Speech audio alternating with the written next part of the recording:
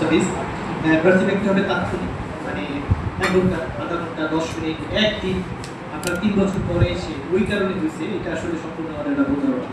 আর এই টাইফয়েড ভ্যাকসিনটা আজ থেকে না, এটা মনে হয় সম্ভবত 20-30 বছর আগে থেকেই এই ভ্যাকসিনটা ট্রায়াল শেষে বাজারে আসছে এবং এটা পরীক্ষিতভাবে ট্রাস্টেডভাবে দেওয়া হচ্ছে।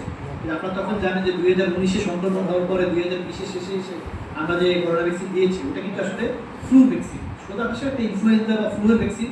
উইদাউট ট্রায়াল আমরা ওইটা WHO অর্থায়নে হোক বা যেভাবে হোক ওটা আমরা দিয়েছি ফ্লু ভ্যাকসিন হিসেবে, কিন্তু আমরা বুঝি করোনা ক্ষয়ক্ষতি কিছু কমানো গেছে হয়তো বা যেহেতু ওইটা ওই ধরনের কোনো ট্রায়াল হয়নি, সেটা এই স্কিন ডিজিজটা যে ওটার কারণেই হচ্ছে, এটাও কিন্তু কোনো ট্রায়াল ছাড়া মানুষের ভিতরে একটা বদ্ধমূল ধারণা থেকেই এটা আসছে।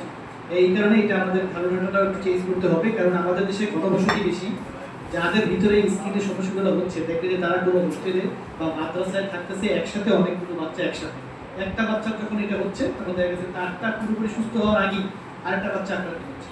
সে টাকা পয়সা খরচ করে ডাক্তার দেখাইয়া ওষুধ দিয়ে ক্রিম ব্যবহার করে সুস্থ হয়ে যখন আমার মাদ্রাসায় বা হোস্টেলে বেরোতে আসতেছে, আরেকটা বাচ্চা শরীর থেকে সে একই বিছানায় শোয়ার কারণে তার শরীরে এটা আবার আসতেছে, যে কারণে এটা দীর্ঘমেয়াদী লাস্টিং করতেছে এবং স্ক্যাবিসটা ইদানিং আমাদের দেশে ইনফেক্টেড স্ক্যাবিসের মতো পরিণত হয়ে গেছে। এটা আমাদের একটা ভালো একটা সমস্যা, যেটা আমরা ভালোটা চর্মরোগের ডাক্তার দেখানোর পাশাপাশি মাদ্রাসার সুপার অথবা হোস্টেল সুপারদের উচিত এই ধরনের বাচ্চাকে প্রথমেই একটু আলাদা করে ফেলানো, আইসোলেটেড করে তাকে আলাদা চাদর, আলাদা বিছানা চাদর দিয়ে তাকে ট্রিটমেন্টের আওতায় রেখে একটু আলাদা রাখলে তার ব্যবহার্য জিনিস যদি অন্য বাচ্চারা বা অন্য কেউ ব্যবহার না করে তাহলে এটা ছড়ানোর পসিবিলিটি থাকে না। আর যেটা বলছি টিচারদের ব্যাপারে, আসলে এটা আমাদের অনেক আগে থেকেই বারবার বলা হচ্ছিল।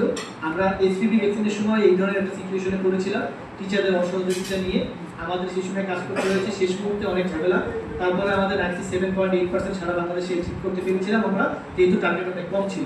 তার চেয়ে এবার কিন্তু 5 গুণ টার্গেট আমাদের, প্রায় সারা বাংলাদেশে 4 কোটি উঠবে, 5 কোটির মতো টার্গেট আমাদের। এইবার তো আমাদের আসলে এইটা অনেক চ্যালেঞ্জ হয়ে দাঁড়িয়েছে।